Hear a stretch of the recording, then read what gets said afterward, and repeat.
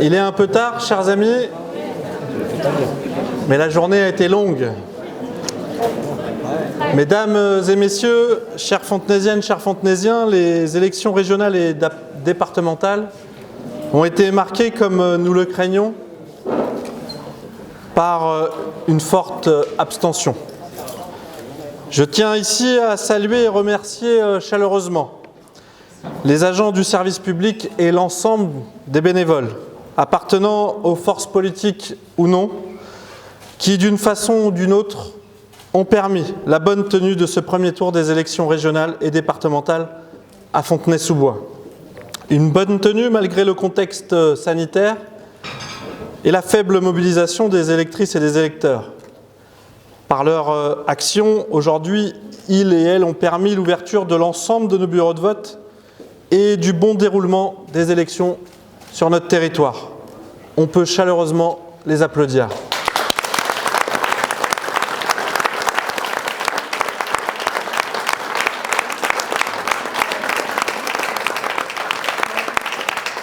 Alors, ce rendez-vous électoral est marqué par une abstention qui progresse et qui doit évidemment nous interpeller.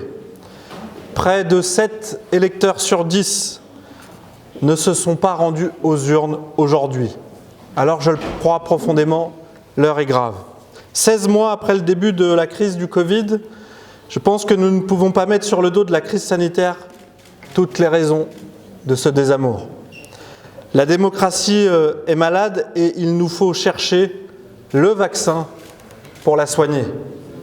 Un défi de taille nous fait face.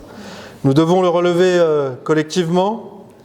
Si les raisons de cette abstention sont sans aucun doute multiples, aucune force politique se réclamant de la République, aucun démocrate, aucun citoyen ne peut se satisfaire d'une telle situation. Alors cette soirée est également marquée par les scores du Front National qui se trouve désormais à quelques pas de la prise d'une région dans notre pays. Je le dis avec solennité, la fabrique du duel LREM-RN est mortifère pour notre démocratie. Cette logique étouffe la diversité politique d'un pays plus complexe et pluriel que certains plateaux de télé s'acharnent à dépeindre. C'est une logique de pompier pyromane, une stratégie dangereuse, un choix de plus en échec. La France et ses habitantes et habitants, ses citoyennes et citoyens valent mieux que ça. Pour l'avenir de notre pays, l'alternative doit être à nouveau possible. Alors ce soir, à Fontenay, les forces de progrès social et écologique doivent se rassembler. Je pense en particulier, évidemment, à l'enjeu de notre département. Se rassembler pour faire échec à la droite et ses politiques antisociales et anti-écologiques. Leur vision du progrès, c'est toujours moins de droits, toujours moins de liberté et encore moins d'égalité. Quant à l'écologie, pour eux, c'est un post-it sur leur programme. Se rassembler car ce qui nous divise n'est rien face à ce qui nous unit. Vous le savez, mon ami, notre ancien maire, Jean-François Voguet, auquel je pense forcément énormément ce soir, nous rappelait souvent que l'union est un combat qui vaut la peine d'être mené quand il s'agit de changer la vie, ici et maintenant.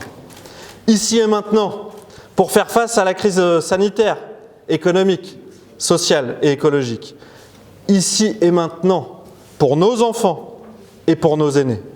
Ici et maintenant, pour réenchanter le présent, revivifier notre démocratie et finalement, essayer de changer la vie.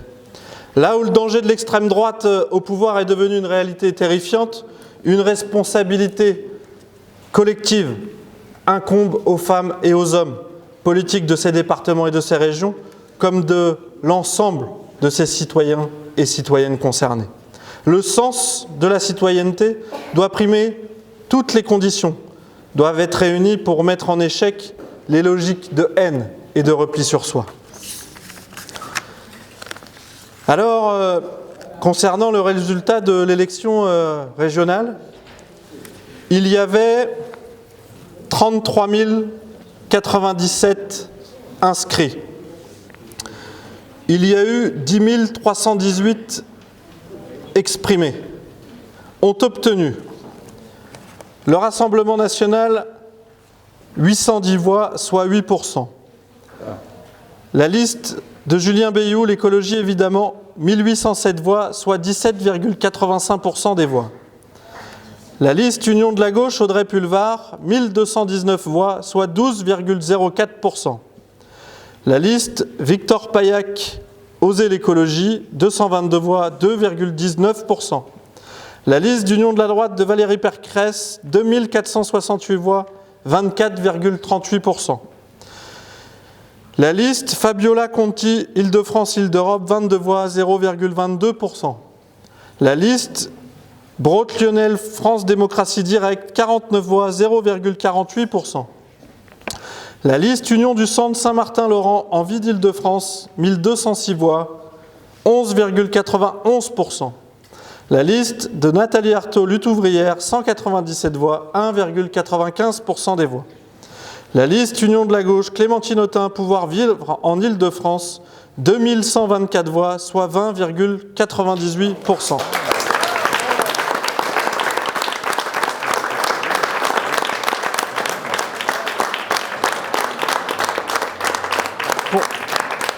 Concernant le résultat de l'élection régionale, la gauche est en tête à Fontenay.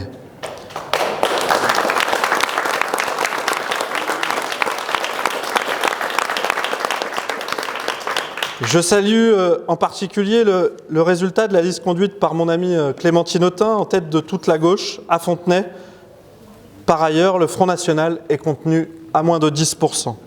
En Île-de-France, il existe un mince espoir de mettre Valérie Pécresse en échec.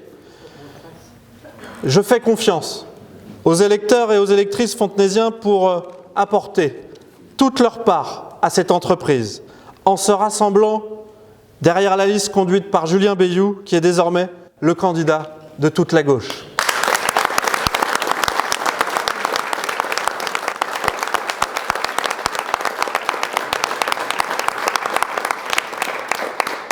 Concernant le résultat des départementales, il m'appartient de proclamer les résultats pour le canton dans son ensemble, réunissant évidemment Fontenay-sous-Bois et une partie de Vincennes.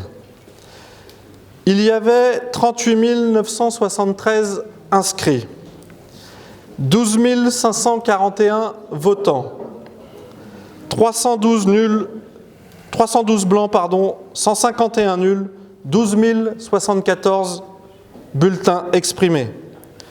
Ont obtenu M. Morat et Mme Niakaté 4 266 voix, soit 35,33% des voix.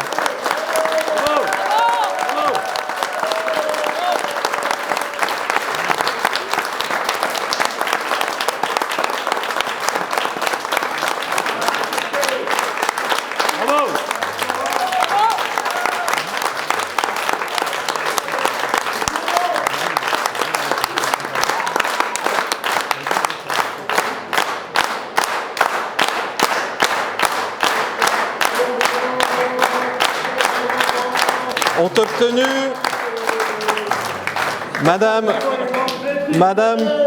Madame Colomval, Monsieur Taureau, Europe Écologie Les Verts, 2692 voix, soit 22,30% des voix.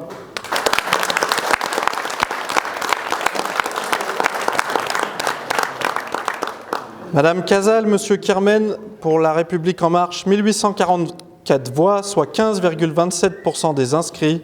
Et enfin, M. Brodéo et Mme Martin, 3272 voix, soit 27,10% des voix.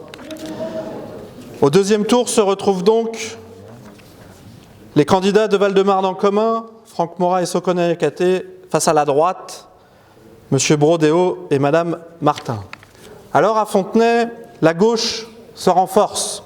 Une gauche qui porte à la fois l'exigence de la transformation sociale et la nécessaire transition écologique. Ces sensibilités existent évidemment à Fontenay. Elles s'expriment et elles travaillent ensemble. C'est, je crois, profondément la richesse de notre ville. Comme maire, j'y veillerai, comme à la prunelle de mes yeux.